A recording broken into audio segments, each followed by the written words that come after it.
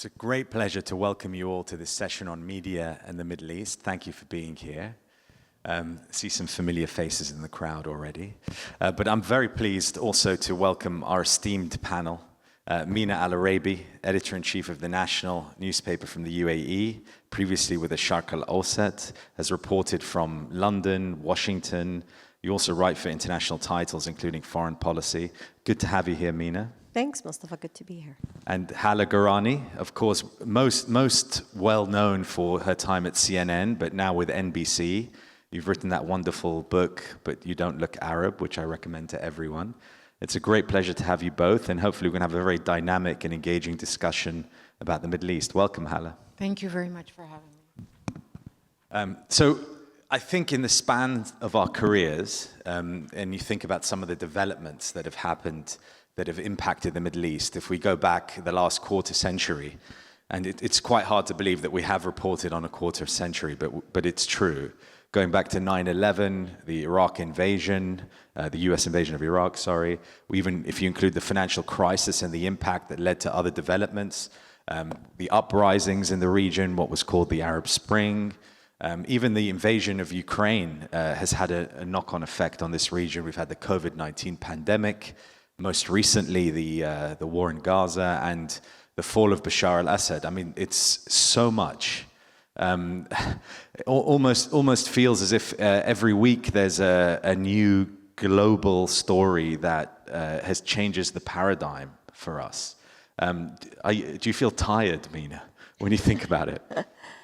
You know, I feel tired thinking about how much, particularly in our part of the world, people have suffered. Of course, there are some great developments and happy developments, but you think about how turbulent this century really has been.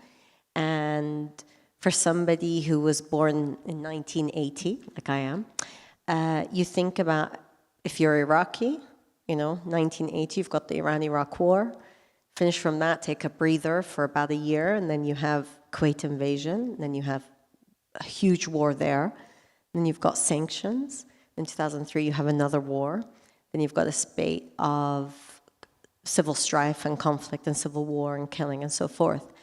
And so, and you know, you talk about Syria and everything Syria's gone through, and unfortunately, too many countries of our part of the world. And then, of course, as journalists, you're covering this. And I remember at one point in 2015, when I used to work for Sharq Al-Awsat newspaper, we'd have a meeting. I mean, we still do this in the National now. And you go through all the big images of the day to decide what's going to be your front page picture. I remember one day in 2015, and every single image was of complete destruction. But I couldn't tell what was Libya, what was Yemen, what was Iraq, what was Syria. And I just thought, my God, the amount of cities and lives and destruction that's reflected. So you get tired, I think, emotionally because you're heartbroken for people's lives, but you're also trying to keep abreast of it and always connecting the dots, and also making sure that you don't just think of only the destruction. So forcing yourself to see what are those elements, not only of hope, because I think sometimes people throw around the word hope a bit too much, but also like the incredible people who continue to deliver for their families and continue to invent things and continue to build and all of that. So challenging yourself not to get tired and say to yourself, actually, there's still some incredible human stories to tell. Thank you for that. Hala, you were talking yesterday at your session about how you remain inspired by the stories that you find. You're Syrian, Mina's Iraqi, some big developments in the region when it comes to that. But you started your journalism career with, you know, even before you joined CNN, obviously, and you've seen many developments. How have you changed, do you think, over that time as a journalist, as someone covering the news and covering the region? Well, I've been in this business. I was born in 1970, so I'm 10 years older. I think in this business, you start out by trying to prove yourself, by trying to show that you're a good journalist and that you're going to be able to progress in your profession. And little by little, you relax into the role and you have less and less to prove. And therefore, the editorial takes a much, much more, I think, important part of the overall product. So you're less worried about the technicalities, you're less worried about your progression within a company, and a lot more worried about that. I've actually come completely full circle where this notion of purpose is at the forefront of what I do.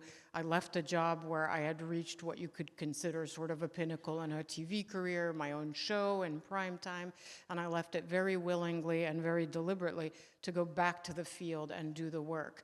So now, when I come here, the journalism aspect is almost the entirety of how I approach a story as opposed to any other aspect of the job. So I feel like I'm a purist again. In a media environment where, ironically, the idea of mainstream journalism and of, quote, legacy media, as it's called, is kind of suffering because the business model is suffering, social media and its misinformation and disinformation potential has really harmed. I think it's good and bad. I mean, the good aspect is obviously you have a lot of content you would never see otherwise without it. The bad is that a lot of information can be used to manipulate and disinform. So that's how I've changed over. It's almost like I've come back to where I started. And it's a great place to be in your 50s, to be able to say, I'm now back in the field doing what I've always wanted to do. Hala mentioned purpose. Is there a sense of purpose when you're covering news in the Middle East, do you think? Always, of course. You know, for me, the sense of purpose is threefold. So one is the story, and it's incredible to be able to tell the story as fairly as possible. In journalism, and this is a conversation that has always happened, is what is objective? And I think, you know, I always say you can't really be objective because we're all shaped by our experiences, what we care about. We are subjective in the headline we choose and the person we choose to interview. Why do I interview this person and not that person? But am I fair? And I think the number one purpose is to be fair and to be able to cover what happens in this part of the world fairly is hugely important. Second level of purpose is to be able to always talk about Iraq. I care about the entire world, but I care about Iraq most. And so for me, the purpose always was, especially, you know, 2002 was when I started in my journalism career, 2002, 3, 4, to be able to tell people that Iraq is not this ridiculous framing of sectarian Sunni or Shia, or trying to tell the story of a person depending on if they're Arab, Kurd, or, you know, Assyrian or so forth, but actually that who is this human and what is their identity. So that purpose is really strong for me. And the third, and I'm really lucky now, in my current position at the National, I'm able to nurture younger journalists. And that is probably the greatest purpose I feel I have now, which is to help journalists think of their careers at a time of such great disruption. It's incredible what we're seeing, not only social media, this idea of content creators as journalists, where reality is there are skills and there's rigor and there are principles that we must adhere to. So that purpose of making sure that as we go through this incredible turbulence in the world of news and information, that we're actually nurturing journalists who will, you know, forge their own paths forward, but hugely important to make sure that they're equipped with the right skills and remembering that why you get into journalism is telling stories that matter, but also covering events as they happen. The first rough draft of history, as is often said, is told by journalists, and I'm a historian by training, so telling that first rough draft of history in an accurate way. Interesting talk about, you know, younger generations getting into journalism at the moment.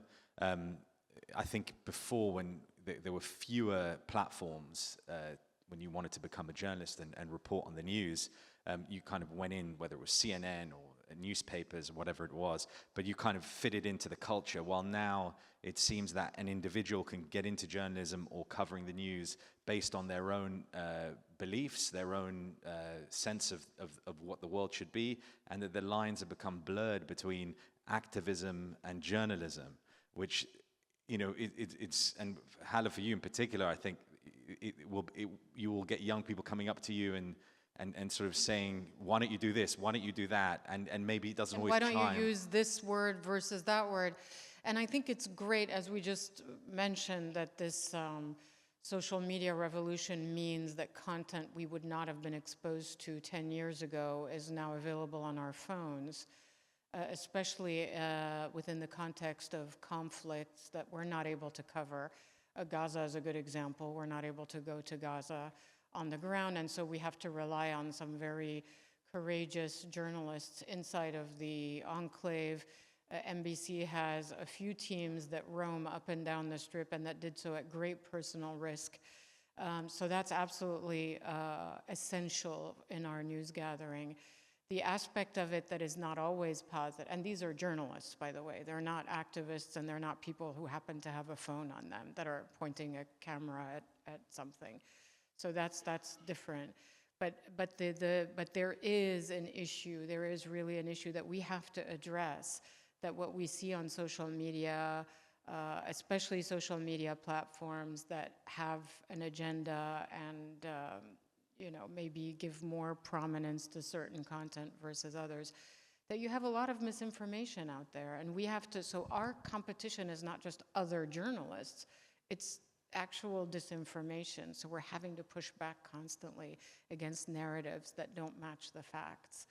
So what Mina was saying is true. You can't entirely, and I would frame it differently about objectivity versus subjectivity. I would say everyone comes to a story with their own experiences and their own worldview, and then you still apply all the rigor, the journalistic rigor that you would apply to the story, regardless of what makes you cry or who you feel like interviewing or what country you originally come from. Of course, I'll be more attracted to a story on Syria than Iraq because I'm Syrian and not Iraqi, and vice versa.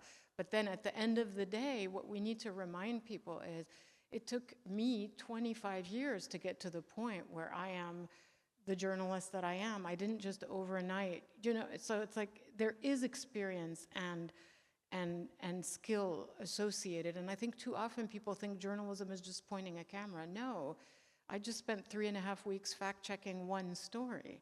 There's a reason why we do that, because it is it is a skill set that you need to apply to the news gathering and then the storytelling. I mean, I feel like these days in 2025 with technology and AI is obviously going to be even more disruptive, that we feel like this has never happened before. But maybe even if we go back to the 80s when we were very young, and 24-hour cable news changed everything. And even back then, the legacy media that was doing your nightly news or your print media felt that somehow journalism was being cheapened. And even before that, you had a proliferation in the early 20th century of print media, tabloid newspapers. When Hearst owned everything, there was yellow journalism. So it's felt like there had been periods when journalism and news is under threat.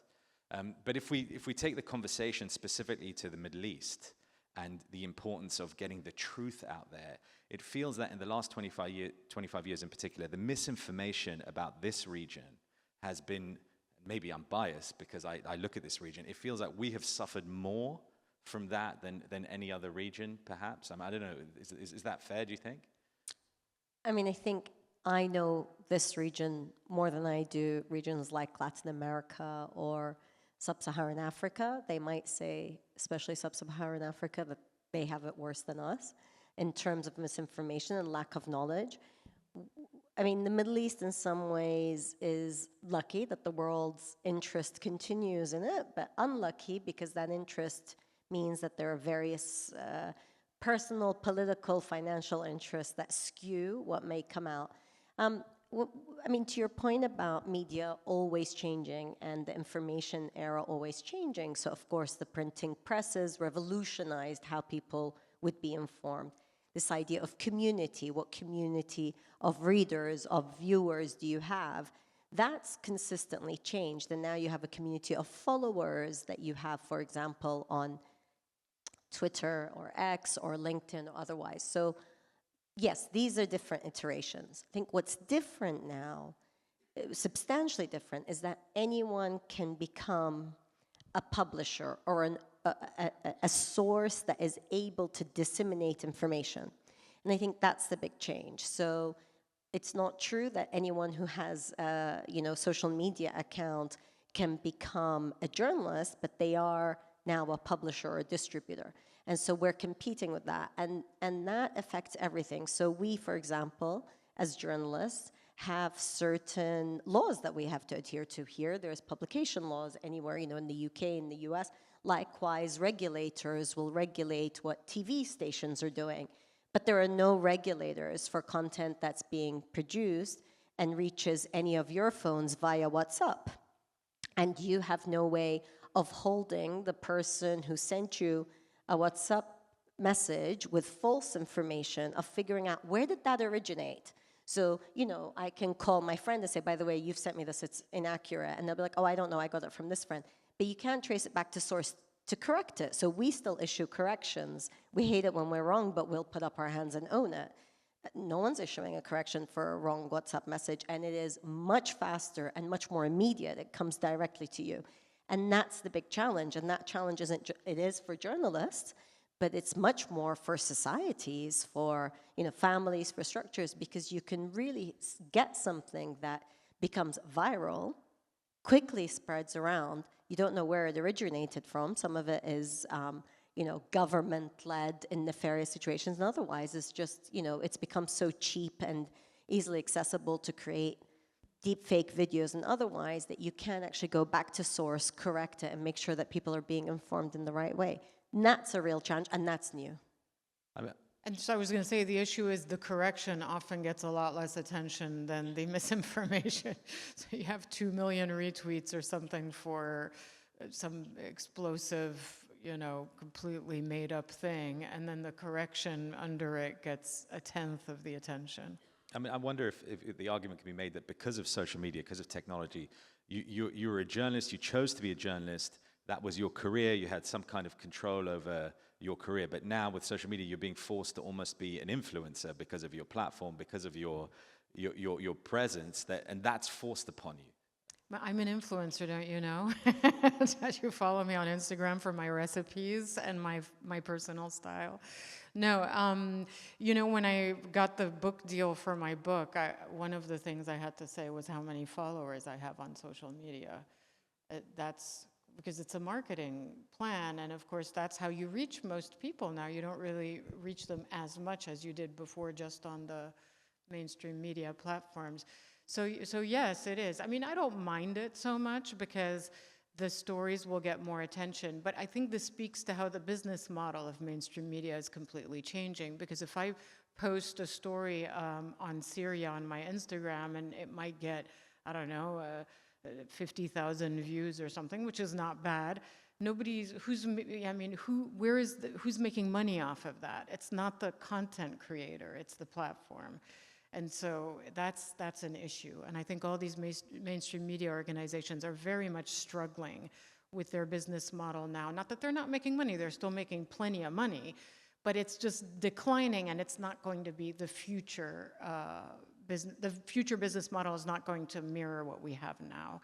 So how do you, I almost feel like we're at that stage where, do you remember when Netflix was the, mail-in DVD thing? And then they realized before pretty much anyone else that streaming was the future, and they became the pioneer streaming platform. So I think the mainstream, quote, legacy media has to figure out what is the next thing? And I don't think we so far have the answer. And I think ultimately it's about who's receiving the information and to what purpose, right? So our job is to convince all of you that you should come and read, this article in the National, because it's been thoroughly checked, and actually there's some original storytelling that's gone into this that you won't get elsewhere. That is our job. The onus is on us. I think the strength of social media is that distribution is much wider, and so we are able to reach people.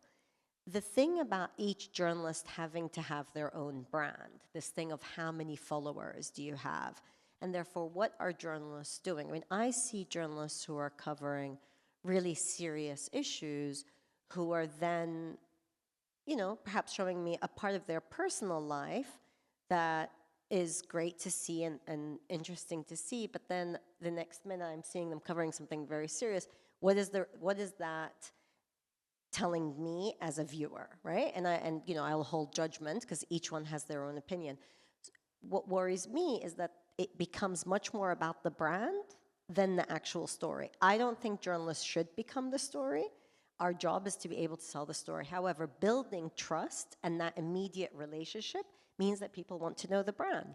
And so how do you maintain that fine line of telling you enough about me so you know who I am and you actually relate to what I'm saying, but also not becoming the story myself? And I mean, I held off having an Instagram account that was public for years, and it was my colleagues who said, we actually really need you to do this because it helps what you do. And like, I'll be honest, ever since, you know, the Gaza war, even though there's been terrible destruction everywhere, you know, and Iraq is one of them, and Syria and other countries, it felt really wrong that I was sharing stories of deprivation and starvation and kids suffering because I wanted, and you talk about the activism part, I felt like I needed to keep reminding people, as many, many others did, of this. It felt really wrong to then post a picture of an incredible meal I had. You know, there was a disconnect from the reality. So did you make it private then, or? No, I kept it public, but I wasn't sharing meals Oh, because right, I felt like right, it would yeah, be wrong. yeah. So I used it much more about the story. Whereas previous to that, I was doing, you know, much more about my travels and so forth. So I think as long as you're not tone deaf and you kind of have to be attuned to what makes sense for people, and there's no easy answer. Like, I think it's wrong for somebody to say, this is the right way to do it. I think as long as you show respect and that you're aware that for some people it could be really jarring. So how do you strike that balance? And you know, that's something that's continuously evolving. Again, I don't think the answer is there. And new platforms are emerging. And so, you know, I think also we as journalists love to talk about these things, but for the general public, what matters for them is what's authentic, what do I trust, and what do I want more and more of, what do I want to consume? You're our audience today. We know why you're here. And maybe back when mainstream media was more prevalent, you joined CNN or you joined the Sharq al-Awsat, you joined the BBC, you kind of knew that the audience you're reaching and what they wanted. What social media has done and what AI will continue to do is it will make you unclear as to who that audience is you're reaching and what they want. And often they can force upon you a different conversation, a different discourse. I think the audience aspect is sometimes forgotten when it comes to the Middle East, because if Mina had been reporting for Sharq al-Awsat or Hala for CNN, they would know that they're delivering a news story about the Iraq invasion or anything else to that particular audience. While now, when you're posting online, anyone can just jump on that and try and hijack what you're trying to do. So one of the interesting things about social media is it's actually given us a better understanding of who's watching us and who's streaming, because we get region, we get age group usually. The problem with international news networks, and I should say the problem, but the challenge for international news networks is there are no ratings, because ratings can only be used in national markets where there is enough of a viewership base that you can measure it. So CNN International, as an example, and I'm really no expert in you know, measuring audiences. This is something I gathered from working there, but is that because there's a very wide audience, but it's a tiny bit in each country. So altogether it might be a few million, but it might be a very small group in each country in the world. It's seen in over 200 countries. So you can't tell an advertiser, this is exactly who's watching us at this time, and this is how old they are, and this is their income level. This is what advertisers want. But what you can do is on social media, you can tell them this is where they live, and this is how old they are, and everything like that. So for international news networks then that used to rely not on advertising, but on sponsorship of programs, for example, big brands it's much easier for them to measure who they're reaching by going through social media now than by going through an international news channel. And that has really had an impact, and you see it a lot, on international news channel budgets and how much they invest in their programming. And that's one of the biggest challenges. So what do you do? I mean, you know, again, social media is not getting, the revenue, the clicks from that are not going to the content creator. And I mean, to pick up from that, for publications, that's why so many of us, including the National, have gone to asking you to register. And registration is taking back that ownership of information. And the audience. And the audience, right. So first-party data, these are really boring, jargony terms, but first-party data is so that I know that you, Mustafa, have come to the National to read 5 articles on aviation in the past week, and therefore I know that you as Mustafa have that interest. How many people like that do I have? And you start to segment to understand, how do I better build that community? And going back to this idea of the community of readers. And it's very important to explain that that doesn't mean I'm selling your information. It means that I am trying to understand my audience better. That's great. That's what the digital landscape has given us that we didn't have. If he registers, he gets to read 5 articles for free? No, he can read as much as he wants once he registers. Oh, so you don't have the paywall? Yeah, no, it's not a paywall. So you register for free, and the reason we want you to register is so we understand how you're reading. Because before, that is all owned by, you know, other companies, not us. So I think that now we're going through a cycle where even CNN now, and the BBC certainly, asks you to register for free.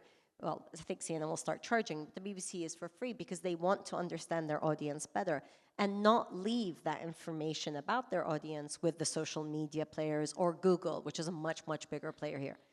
All of that is changing with ChatGPT and different tools for how people are reading. So we just figured that cycle out. Now we've got something completely new disruption.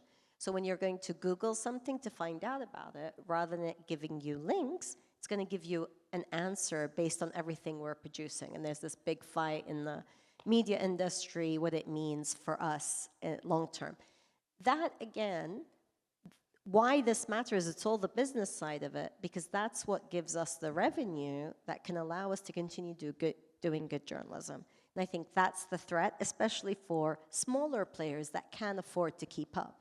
I think we take for granted this situation. I mean, you know, we think of the time when the U.S. invasion of Iraq, Iraqis could not get international news. Yeah. They were unable to access objective news sources. Syria was the same, other countries as well. So I think now when audiences feel that, you know, they can't trust the mainstream media, you can't trust these brands, the truth is that they're probably more essential than ever today, actually, and they have been essential for a long time, providing that service, that sense of purpose, that mission. But you know, the truth is that the political landscape has become so fraught, the news cycle so brutal since the pandemic, that a lot of these things get lost in the noise, and good stories don't get traction. So I just had an idea. So you know how Apple News aggregates all of these platforms. Now I'm signed up to it because I'm not going to pay a subscription for the LA Times and a subscription for the San Francisco Chronicle and another one for the Boston Globe, right? But why wouldn't you have newspapers like airline alliances come together, a platform of 5 or 6, where you're not distributed on an Apple platform, but you charge one subscription for, say, 5 newspapers or 10 or whatever it is, but you have your own platform? Because I think asking people to subscribe individually to every paper is just not going to happen anymore, because people are used to free content online through Google and now ChatGPT, which is a digest of everything. But I think there still is a hunger for mainstream media. The term itself has been a little too vilified, frankly, I think unfairly, but through professional, established media platforms. I mean, maybe that's an idea, you know? You have to kind of... do you mind if I do something? Okay, I want to take a poll of this very informed group who has bothered to show up on a Sunday morning to listen to a conversation about the media. So I'm going to ask you 3 questions. Bear with me. I'm a journalist. I can't. Mustafa's asking the questions. I can't. I need to ask questions. I'm going to leave now. Don't worry. Mustafa, no, stay. Okay. So I have the following question. First question. How many of you get the first bit of news in your day, whenever that is, through social media? How many of you go straight to social media, not a platform? Okay, very good. Okay. Sorry. Hala, really get off the stage. Well, I mean, Okay. All right, so second question, because this tells you the challenge but of not what my we're news, facing. but it's the first. I go to the National. Thank you, Mustafa. Thank you. See, So this do is the I. answer. Okay. So then the second question is, how many of you pay for a subscription for entertainment? Netflix or something to entertain, OSN, Shahid, entertainment. Okay, good. How many of you pay for a news source to get news? Ah, I like you guys. Okay, good. Breakfast on Mina afterwards, Yeah, that's right. by the way. That's for all great. of you. So that's great. So that's great to see, because honestly, 10 years ago, most people would be like, I'm not going to pay for news because I can get it. But you're beginning to see the importance. And it's the news outlets that have said, I'm going to take the risk and I'm going to charge for you to get this news. But we are challenged still because most people wake up in the morning and get their news source from social media. And so I think these are all really important but interesting conversations. And the onus really is on us as journalists to make sure that we're providing something that, one, is worth your time, because time is money, but also your subscription. Thank you for that. Now that you've opened up the discussion to the room, I think we should start to have some questions. I think there'll be a microphone. Can we circulate a microphone? So we'll just ask if you can raise your hand if you want to ask a question. And also, when you do ask the question, A, please introduce yourselves. And B, can we keep it to questions and not long statements? Would be wonderful as well. The young lady at the front, please. Hello, good morning. Is this on? Okay, good morning. Thank you for this very insightful conversation. On that point... Sorry, and you are? Farah Sawaf, yes. Just a quick question on this topic that you just touched on. You just mentioned how people get their news and gather their news. If you notice that it's rising with social media, is this something, for example, that the National, in your case, they're going to focus more on funneling the news towards social? And how does that impact journalism, how we know it? Thank you for the question. So certainly, I mean, we now have social first journalism. So we think of a particular story and we think we're going to do this for social first, and it may never, actually almost always, it will never appear on the physical newspaper, and a lot of the time it's not even appearing on the website, because we're seeing that less and less people are going to the web pages themselves and staying on social. So we've absolutely seen that. We have a group of journalists that are dedicated, one, to posting, so what they're actually posting, and we have a very rigorous approvals process. It's as rigorous as though what we're putting physically in print, which again wasn't the case 10 years ago, but now we have a very rigorous process. So yes, we've seen that. We know we have over 5 million followers on different platforms, which is much more than the people who pick up the newspaper, and sometimes even more than what comes to the website. There's competition on a monthly basis, but we certainly do. And we've realized also that video is important. Now, all publications have to think about video. I have to tell you, I miss a time when I didn't have to ever think about video, because I always wanted to be paper, pen, dictaphone, and that's it. The reality is people consume video much more than, I mean, the numbers fluctuate, but at a minimum, at any given time, 80% of what people are consuming online is through video. And so we have to keep up with that. And so I have an amazing correspondent, Lizzie Porter, who was just in Ma'lula in Syria. And she went to Ma'lula and she wrote a beautiful article from there. But she also did a film and a video, sorry, a short video. And that's done really well on social media because people want to see that. And very few people then went and said, I want to read the rest of the article, because they just want to take that snippet and it creates, an impression in their mind about what's the story in Ma'lula. So we've definitely seen that, and we've adjusted accordingly. And I have more than 8 people dedicated just to working on social media.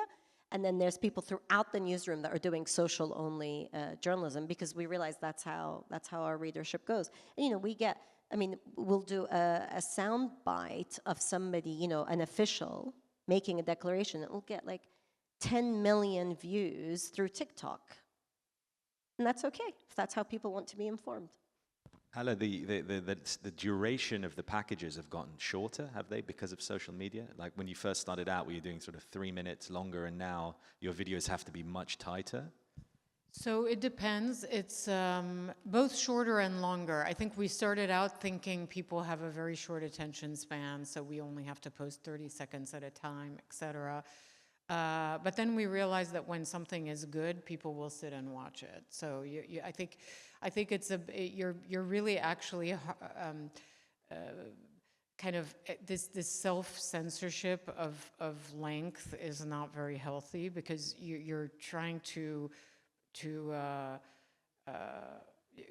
essentially not second guess, but you're trying to try to guess what the audience wants before you've even shown it to them. So I think instead of serving the story, you're trying to serve the audience, so to speak. No, you're thinking too much about, what the audience now wants, rather than just serving up the best content you can serve up. But to give you an example, some of on my Instagram, again, I go back to Instagram, but I mean, this is how I'm able to measure interest.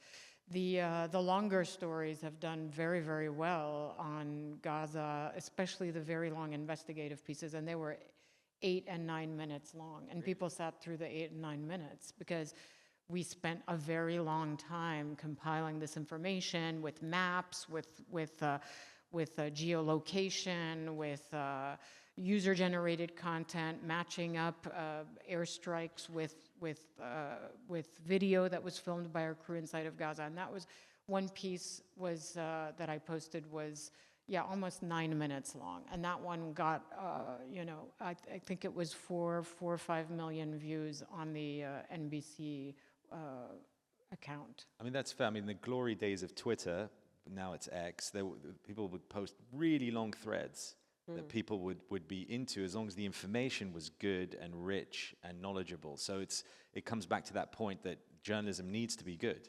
Yeah. Yeah, and I think sometimes there's almost this tyranny of the format. BuzzFeed, for those of you who remember BuzzFeed, when they started doing listicles, right? So, 20 pieces of information you need to know about Syria, and it would be that. And that was popular. And then everybody thought you have to do everything that way, and it's not.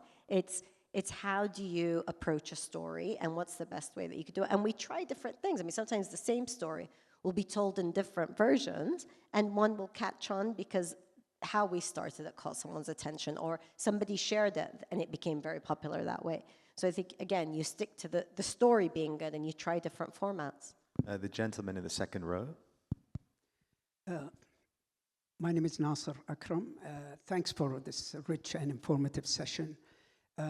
Mina, you just brought up the point of subscription in news platforms.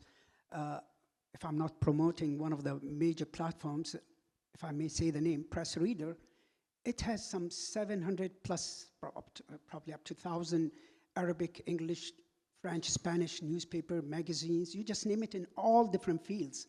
So nowadays, the point of, I do see a lot of probably national and some Gulf news, local, and some other New York Times, Washington Post, they ask you or they request you for subscription. Why would I go for subscription paper by paper or publication when there's one platform gives me 700 plus for about 400 dirhams only?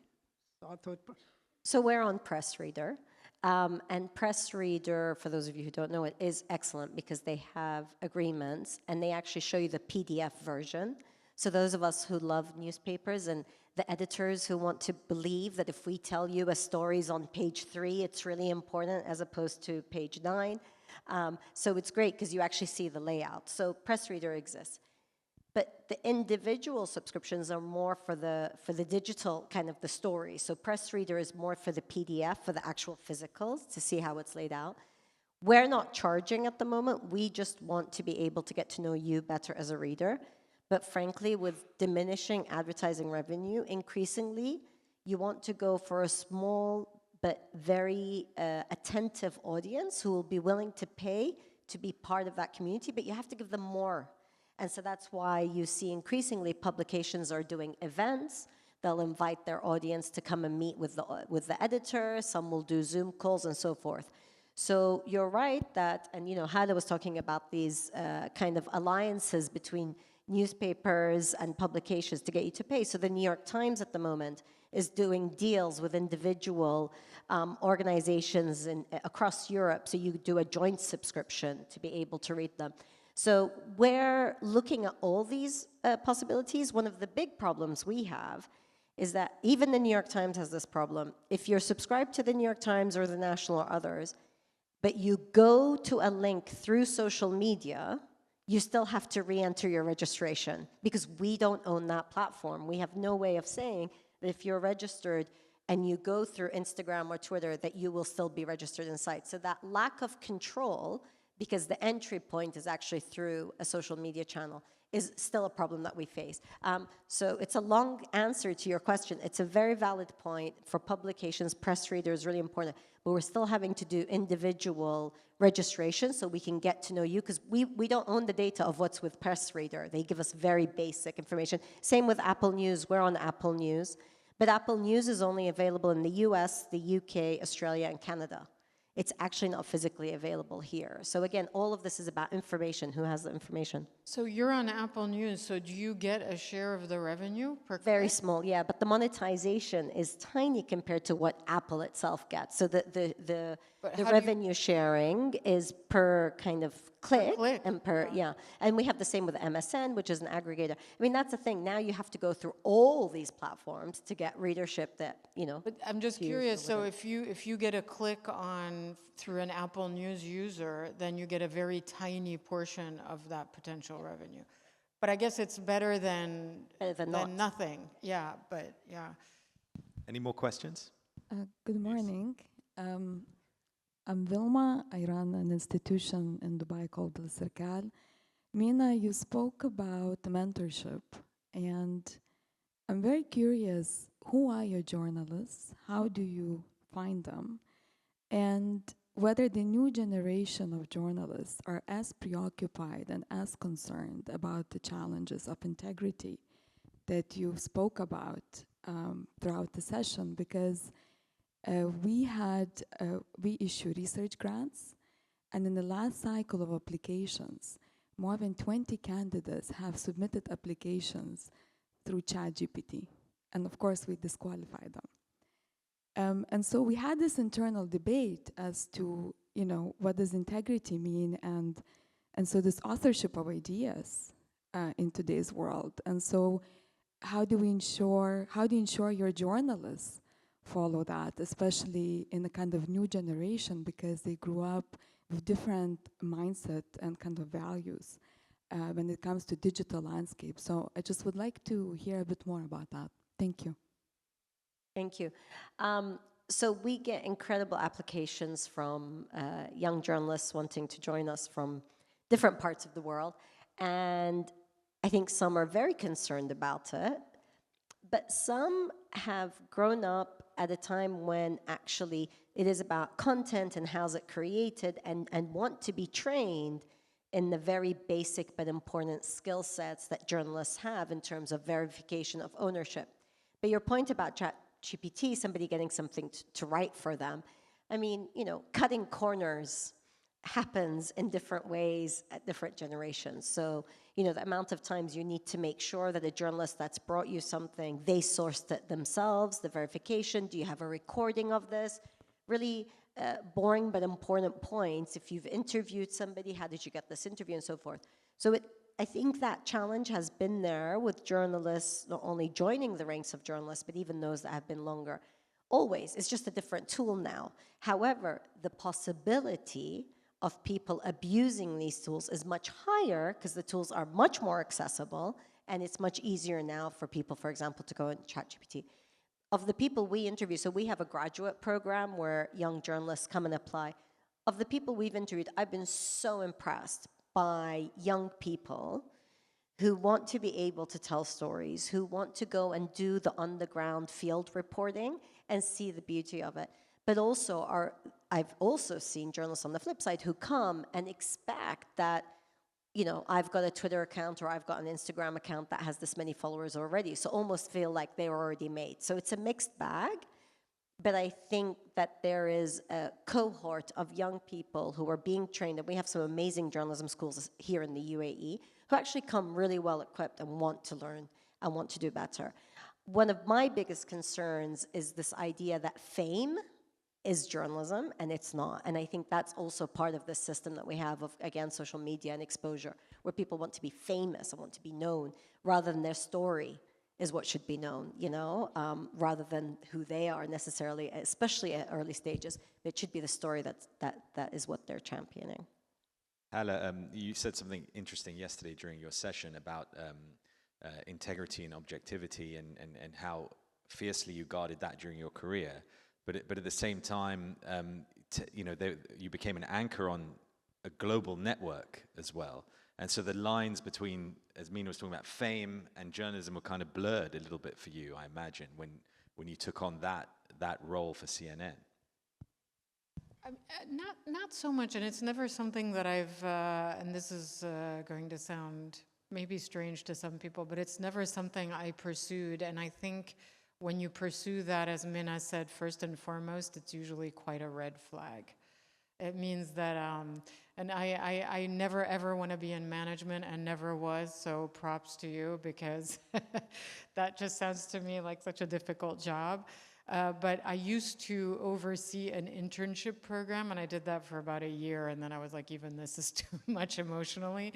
But occasionally an intern applicant would say to me, well, I've always wanted to be on TV. And I would immediately be like, this person is not good for this job. So you never tempted, it was never part of the equation when you were applying for CNN?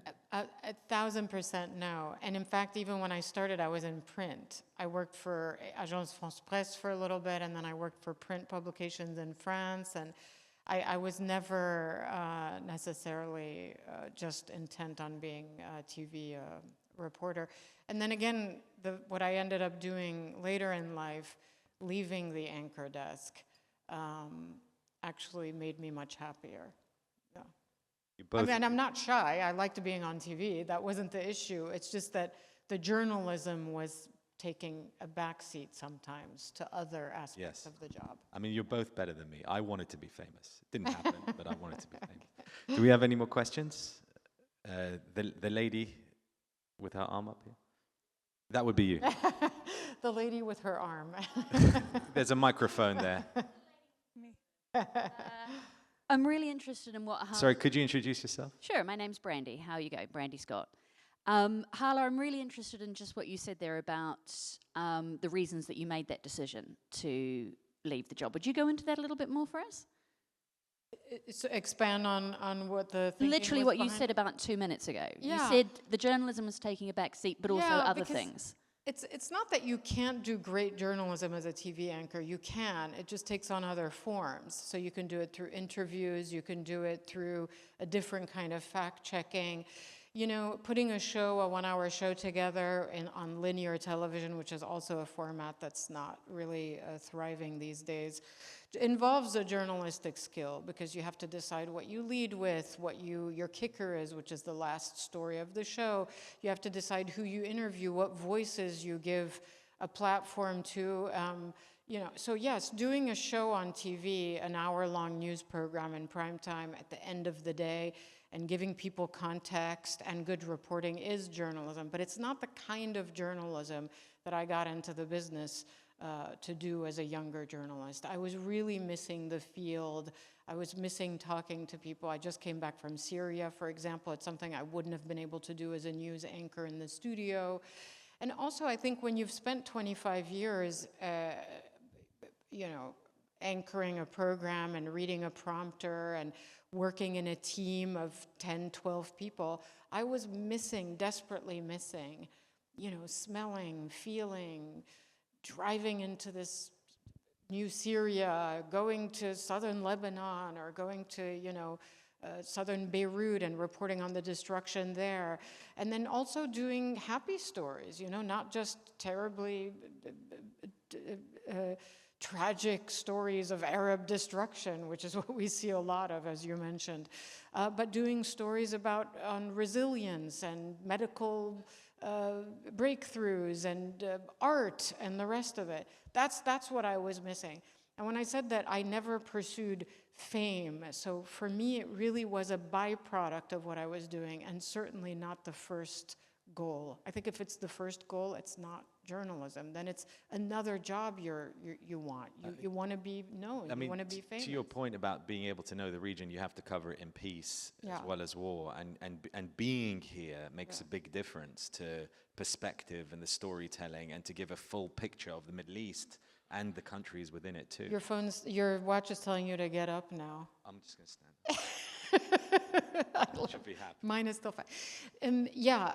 Absolutely. I mean, covering a region only when there's a war, I always say this, is like knowing someone only when they're having a nervous breakdown. That's not who they are. You must know them when they're doing fine and when we're just kind of routine, going about our day.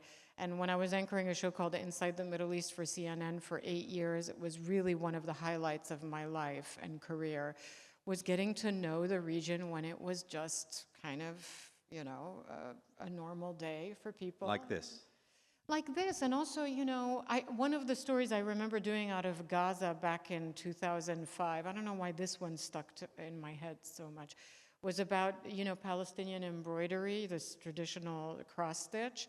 And women were having to revive Palestinian embroidery, the art of Palestinian embroidery, because so many of the men were either gone for whatever reason. Either they were gone working inside of Israel at the time, or they were, anyway, not available to provide for their families. And that story, I remember there was a Palestinian abroad who sent me an email and said, I watched that story that you did on women cross-stitching pillows, and I cried because it reminded me of my home. And it wasn't that, so what made this man cry wasn't the destruction, it was the stitching of the embroidery. And it reminded me what covering a country or region when it's just existing within itself, within its art, within its culture, how important that is journalistically. I mean, I feel that, and I feel that as an Arab, as people living in this region, we have to be more than just the destruction and the war and the pain. Yes, there is suffering, but we're not real people if we just focus on that. It's existing only as a political entity and not as a human, and that is something that I think Arabs maybe are. Especially as they're viewed stereotypically from the West, right? It's like you're always sectarian, you're always this political floating entity, and that you can't see past that. But no, you're artists, you're doctors, you're engineers, you're journalists with the same exact skills as everyone else. But I think that's also a message to journalists, that you don't just have to be a war correspondent to be a good journalist. You have to be a well-rounded journalist that can tell the stories of people, that can take an interest in, startups or a personal family story, and how that tells you as much about a country as what the battlefield may. And sometimes I would say more, because when you cover a war, unless it's a very long war like the US invasion of Iraq, that's different. But if you're covering a moment in time, a big earthquake or a war or revolution, usually you're parachuting, and then you leave the second everything stabilizes. A little bit like Syria, December 8th, for a week, everybody was there. And then when I went a few weeks ago, I was maybe one of 3 or 4 Western crews in there. So the interest had already gone down. And I actually told my friends at CNN, my former colleagues at CNN, I would rather be part of the second wave. I always would rather be. Mina, you reported in Washington for a long time, you reported in London, and now you've been in Abu Dhabi 7-8 years. What's the difference between still covering the same stories, right, pretty much? Yeah, I mean, there are differences in the sense that in the UK or the US, in the US, I was there during the Obama administration, and there were lots of, kind of like political moments, scandals. I remember when Stanley McChrystal stupidly spent a lot of time with a journalist without bothering to say, by the way, all of this is off the record. So the journalist did his job and wrote everything that he saw because he was a journalist there working, not on holiday in Afghanistan with Stanley McChrystal. And so the journalist wrote everything, and then it was this political earthquake because Stanley McChrystal had said exactly what he thought of Obama and the US administration. Anyway, so I was there, and it was like this political earthquake, but nobody was saying, well, Stanley McChrystal comes from this family, and his upbringing is this way, that's why he might have beef with Obama. And I thought, if this was being told about the Arab world, it would be like, where's the sectarian prism? What city does this guy come from? Why does he hate him? And it was politically. So it was always that difference of it's just, it's a straight political story as compared to here, and the way we're told as, nobody ever used the term locals to talk about Americans or Brits, but here, I remember when I came to the National, I'm like, if I see the word local referencing somebody who is from this country, that person will be in a lot of trouble because they're not locals. So seeing that difference of kind of why we in our part of the world are written about or talked about in a different way, that's one big difference. London is different because I think the London press is they're just a different beast, and the relationship between politics and the media in the UK was completely different So to anything in the they're not world. nice, is what you're saying. They're not nice, but there's also this incredible chip on the shoulder of most of the political journalists that I would deal with. And I remember, I started going into Downing Street to cover stories when I was like 23, 24, and I'd feel so intimidated. Which is different, I think, from in Washington, where it was much more diverse of who went into the White House to cover and so forth. So lots of differences, but I'll say the highlight of being here is that we live here where, and I always tell people, I don't care where you're from, but that you're invested in the future of not only the UAE, but kind of the region. And people care, and they want to tell the stories, and they're of this place. They're not just parachuting to the point of parachuting in and out. So many differences. I could talk forever about it, but I think the highlight is, feeling here that even when things are difficult, there's also so many incredible things happening, and we're able to tell their stories. The lady has been very patient. Please. Yeah, my name is Hala. I have two questions. The first one is Mina. So I run a program that trains journalists from around the Arab world. And what I've noticed is that you were talking about journalists who are looking for fame or those who want to be influencers.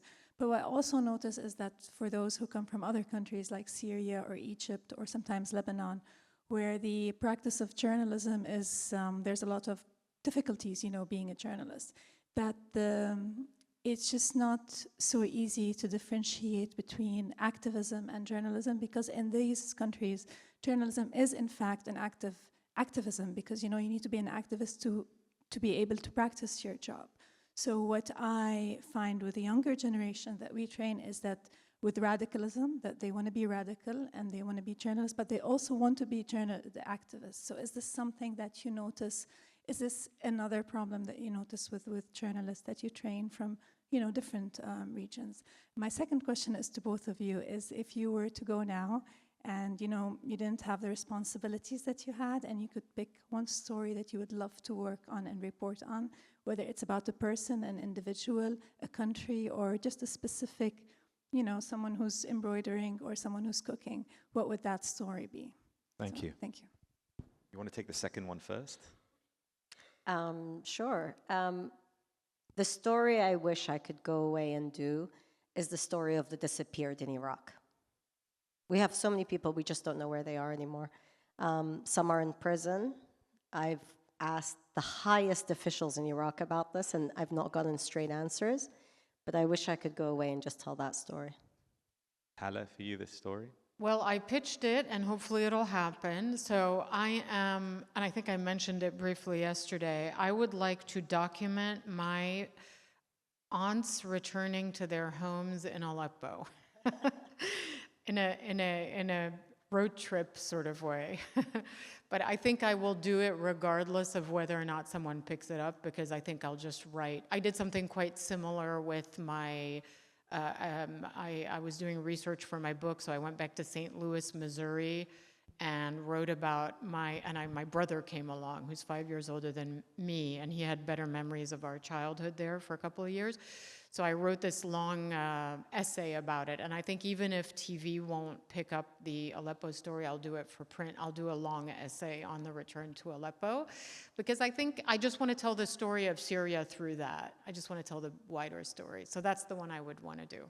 And I'm going to rephrase your first question so that we can end for both of you. What advice would you give to someone starting out now, covering the Middle East region in particular, in terms of news and journalism? It's a tough one. Okay, 5 pieces of advice. The first, read a newspaper. It's important. My father, who's in the audience, used to force my sister and I to read a newspaper every day because he said your general knowledge has to be strong. Hugely important. 2, know and love the culture. My mother, who's also in the audience, always made sure that we understood the music and loved the, the shows and so forth. Really know the culture, know the people. That's the stories you're telling. Third piece of advice is, and of course with the culture, learn the language, hugely important. Again, very, very important to know at least one of the languages. There are so many languages in this region, but know at least one of the languages well. 4, it's really equip yourself with the skills that you need as a journalist. So that is, being accurate. Call on yourself and say, hang on, did I accurately quote what Mustafa just said, or am I rephrasing? Hugely important. And 5th, because I want to answer Hala's point about the activism. Yes, in some ways, being a journalist, you are being an activist because you're choosing to cast a spotlight on something.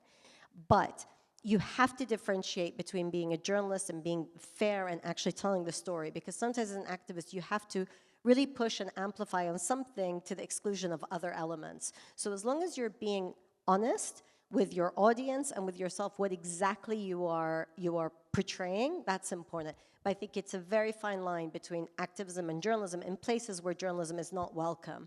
And I would say, yes, I do feel for those journalists who have to take on an activist role, but really, if you are going to call yourself a journalist, you must act as a journalist first and foremost, because then you can endanger others who are also journalists, and I think that's very important. I like that you came with your whole family today. So my mother, no, she's not here, sadly.